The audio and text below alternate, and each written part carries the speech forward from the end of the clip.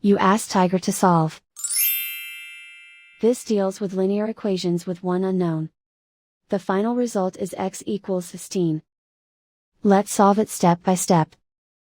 Group all constants on the right side of the equation. Subtract 4 from both sides.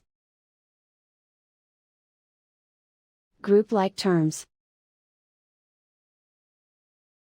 Simplify the arithmetic.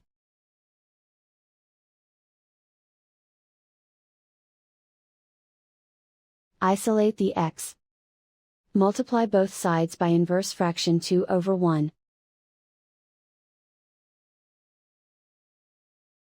Group like terms. Multiply the coefficients. Simplify the fraction. Simplify the arithmetic.